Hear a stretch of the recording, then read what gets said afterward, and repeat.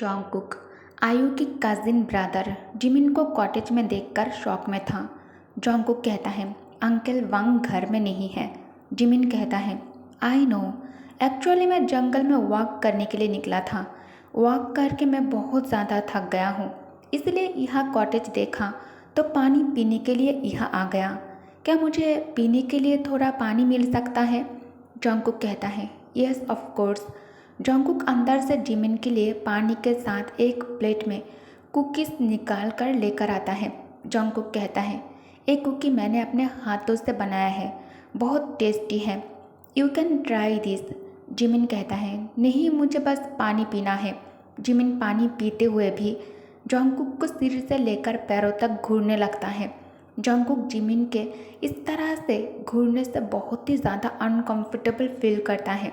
Jimin कहता है, thank you जॉन्गकुक। Jimin cottage से बाहर निकलते ही मिस्टर वांग से टकरा जाता है, पर जिमिन मिस्टर वांग को इग्नोर करके सीधा वहाँ से निकल जाता है। मिस्टर वांग कमरे के अंदर एंटर करते हुए कहता है, ड्यूक के रिलेटिव्स यहाँ क्यों आया था? जॉन्गकुक कहता है, उसने बताया कि वो जंगल में वॉक करने के लिए आया था, लेकिन मुझे ऐसा नहीं लगता है कि वो सिर्फ जंगल में वॉक करने के लिए आया होगा। मिस्टर वांग कहता है, और तुम्हें ऐसा क्यों लगता है? जॉन्गकुक कहता है, आई डोंट नो, पर वो झूठ बोल रहा था, मुझे ये फील हुआ। रात के डिनर के बाद मिस्टर वांग अपने कमरे में चला जाता है और जॉन्गकुक अपने अंकल को गुड नाइट विश करके अपने कमरे में चला जाता है। जॉन्गकुक हमेशा से चाहा कि वो एक इज्जतदार ज़िंदगी जिए, वो भी अपने अंकल के लिए जिसने उसका ख्याल रखा था, उसे प्यार किया था, उसे हर तरह से उसकी परवरिश की थी। जब जॉन्गकुक ने फैसला कर लिया था तो बिना झिझक के वो पेन बॉक्स से निकाल लेता है। उसका हाथ एक कागज़ की तरफ गया जिसमें उसने पार्सल लपेटा था। जॉन्गकुक ने बड़ी साफ सुथरी तरीके से एक पार्सल तैयार किया और एक पुराने फाउंटेन पेन से एड्रेस लिखना शुरू कर दिया। रिसीवर का नाम था आर्विश ड्यूक किम तायंग और सेंडर के रूप में उसने उस अजनबी का नाम लिखा जिससे उसने वो पेन पाया था। सुबह होने पर जॉन्गकुक ने बॉक्स अपने बैग में रखा और रोज की तरह काम के लिए निकल गया, लेकिन इस बार कुछ जल्दी, क्योंकि उसे पास के गांव के पोस्ट ऑफिस भी जाना था इसे पोस्ट करने के लिए। जब उसने गिफ्ट वापस भेज दिया, उसके दिल पर से जैसे कोई भारी बोझ उतर गया था। जॉन्गकुक को यकीन था कि ये सब कुछ खत्म हो गया है, अब सब कुछ ठीक है। ऐसा जॉन्गकुक अपने मन में सोचता था। मेरा दिल दुख जाता है जब भी मैं इस ड्यूक किम तायंग को देखता हूँ। दूसरे तरफ जिमिन अपने बॉटम लिप्स को जबान से गीला करते हुए अलमीरा का दरवाज़ा खोल लेता है। जिमिन बड़ा शराबी तो नहीं था, लेकिन तायंग के कमरे की मिनी बार हमेशा हाई क्वालिटी लिक्योर से भरी रहती थी। जिमिन कहता है, इतनी अच्छी शराब को नज़रअंदाज करना ठीक नहीं है। एक हल्का सा स्माइल देते हुए जिमिन ने एक बॉटल हाथ में उठाई और टेबल के सामने वापस आ गया। तायंग का चेहरा हमेशा की तरह एक्सप्रेशन लेस था। तायंग परवाह ही नहीं करता था उसका कजिन क्या करता है। एक सोलफुल पियानो मेलोडी फोनोग्राफ से बज रही थी जो फायरप्लेस के जलती लकड़ी के आवाज़ों से परफेक्टली मैच हो रही थी। जिमिन ने ग्लास भर के ड्यूक तायंग को दिया। तायंग ने ग्रेसफुली ग्लास उठाया। उसकी हरकतें उस म्यूज़िक के साथ परफेक्टली मैच कर रही थी। जिमिन काउच से टेक लगाकर ड्यूक को घूरता रहा जैसे उसे पहली बार देख रहा हो। तायंग अपने ग्लास के रिम को घूरते हुए किसी सोच में डूबा हुआ था। एक कैनेरी बर्ड जो अब इस कमरे का हिस्सा बन चुकी थी उसके आसपास खुशी से खेल रही थी। जिमिन अचानक कहता है, तायंग, तुम्हें पता है मैं आज शाम गार्डनर के स्टेप सन से मिला था। क्या नाम है उस ऑर्फन बॉय का? हाँ, याद आया, जियोन जॉन्गकुक। जॉन्गकुक के नाम सुनते ही तायंग के कान खड़ा हो जाता है। तायंग अपनी नीली आंखों से कोल्डली जिमिन को घूरने लगता है। जिमिन कहता है, उसने जब तुम्हारे बारे में सुना तब उसने तुम्हारे बारे में क्या बोला तुम जानते हो? उसने बोला तुम्हारा कजिन ड्यूक तो एक नंबर का शैतान जेंटलमैन है। जिमिन को लगा ये बात तैयांग को बहुत ज़्यादा ट्रिगर कर देगा और वो गुस्से में आकर जोंगकुक के साथ कुछ बुरा करने के बारे में सोचेगा। लेकिन नहीं, तैयांग के लिप्स पे मुस्कुराहट देखकर जिमिन कॉन्फ्यूज्ड सा शक्ल बना लेता है। कैप्टन किम का नाम सोसाइटी में रोज़ और ज़्यादा मशहूर हो रहा था। अचानक जिमिन के दिमाग में एक फ्लैश आता है। तैयांग ने कभी भी अपने मिलिट्री टाइम के बारे में कुछ भी नहीं बताया था, ना किसी मॉडेस्टी के वजह से, बल्कि इसलिए कि उस वक्त की अचीवमेंट उसके लिए बेकार थी। कैप्टन किम के स्टार्टिंग के कहानियाँ दूसरे अफसरों के जबान से फैला करती थी जो उसके साथ जंग लड़ चुके थे। जिमिन ने कभी जंग में हिस्सा नहीं लिया था, लेकिन जो कहानियाँ उसने सुनी थी उनसे वो तैयांग की बैटल फील्ड के परफॉर्मेंस को अपनी आंखों से देखने जैसा महसूस कर पाता था। ना तो वो किसी ब्लड थ्रस्टी आइडियलिस्ट जैसा था और ना ही किसी मिलिट्री रूटीन से बोर होने वाला सिपाही था। तैयांग का सोल्जर होने का तरीका बाकी अफसरों से बिल्कुल अलग था। उसका नाम गोल्डन लेटर्स में लिखा गया था।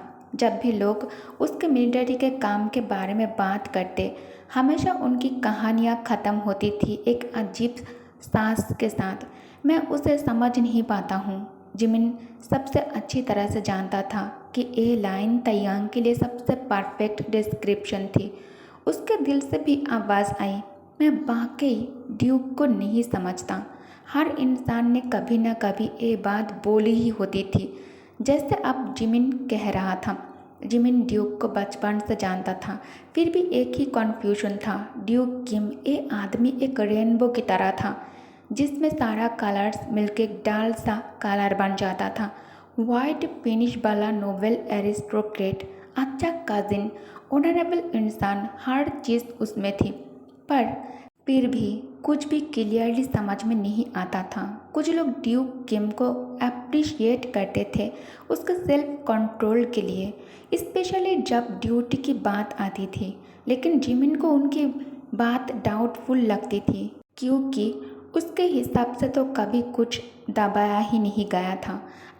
ड्यूक तैयांग अपने मन की इच्छा को कभी दबाने की कोशिश ही नहीं किया, तो फिर ड्यूक जियोन जोंगकुक के साथ कैसा बिहेव करता होगा? जिमिन ये बात जानने के लिए बेताब था। थोड़ा नशे में जिमिन मुस्कुराया जब तैयांग ने उसे साइड आइज से देखा। कैनरी अब शांत था और तैयांग के कंधे पे था। जिमिन को लगा ये तैयांग को इरिटेट करेगा, लेकिन उसके चेहरे पे कोई फर्क नहीं था। जिमिन कहता है, कितनी देर तक रखोगे तुम इस बाट को? तैयांग तुरंत जवाब देता है, जब तक मेरा मन करेगा। बाट ने ड्यूक के शोल्डर पे रब किया और तैयांग ने कामली ग्लास से एक सिप लिया। जिमिन कहता है, पर एक कब तक चलेगा? तैयांग ग्लास रखते हुए आर्म रेस्ट पे लीन किया।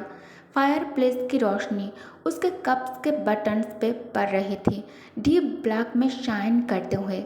जिमिन कहता है, तुम क्यूरियस नहीं हो कि मैं अरविश क्यों आया हूँ? मैं क्या करने वाला हूँ यहाँ? तैयांग कहता है, ये सब प्लान तो नहीं था ना जिमिन? लेकिन ड्यूक का रिप्लाई काम था, जैसे उसके लिए ये सब बस एक बोर कर देने वाली बात थी। जिमिन कहता है, वॉट एवर यू जार्क।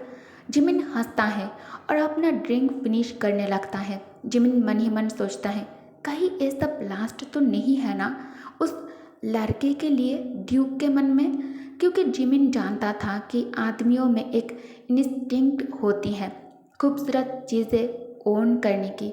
चाहे तैयांग ने कभी कोई इमोशन नहीं दिखाया हो, उसका इंस्टिंक्ट तो हो सकता है।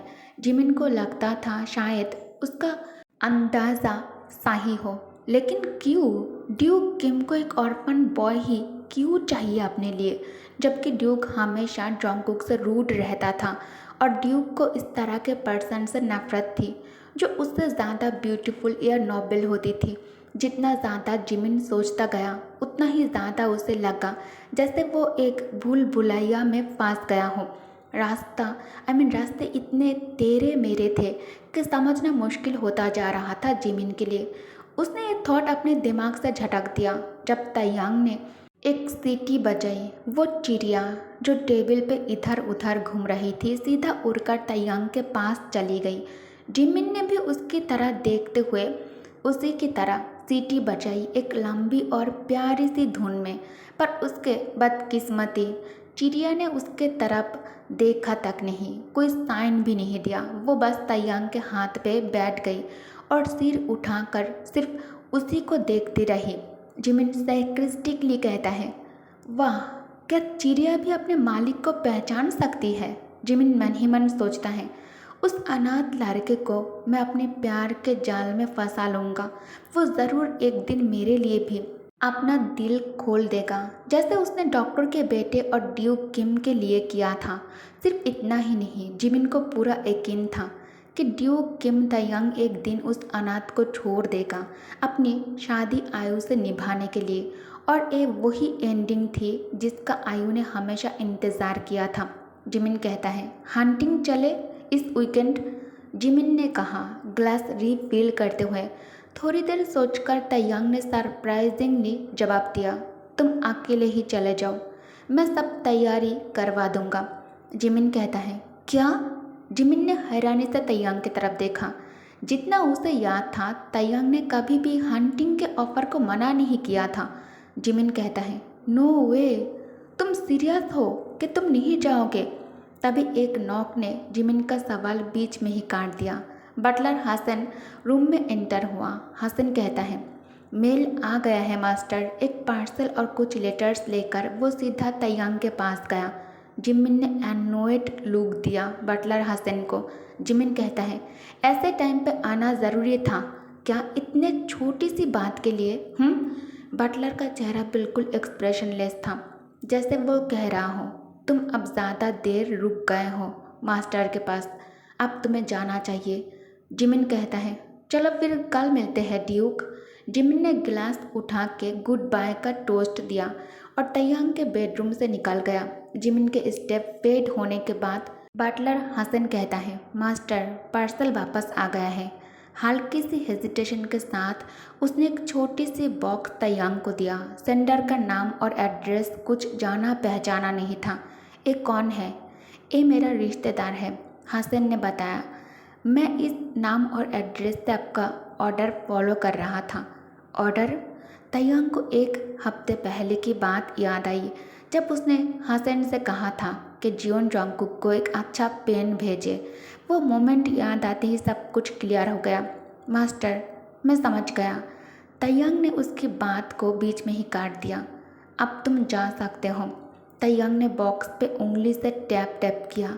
हसन कुछ कहना चाहता था पर ड्यूक के ऑर्डर फॉलो करके चुप हो गया। दरवाज़ा बंद होते ही तैयांग अपने सीट से उठ गया। बॉक्स उसके हाथों में ही था। बॉक्स का रैपर तैयांग जलाकर राख कर देता है। अंदर एक नोट था और एक पेन, जिसे बहुत ही नीटली और केयरफुली अरेंज किया गया था। तैयांग ने धीरे धीरे वो मैसेज को पढ़ा, हर एक लफ्ज़ को ध्यान से एब्जॉर्ब करता गया। वो छोटा सा पेपर का टुकड़ा जो उसके उंगलियों के बीच में था, उसमें कुछ इस तरह के बातें लिखा हुआ था। सोचा जाए तो ये मेरी गलती थी, मेरा पेन खो गया था।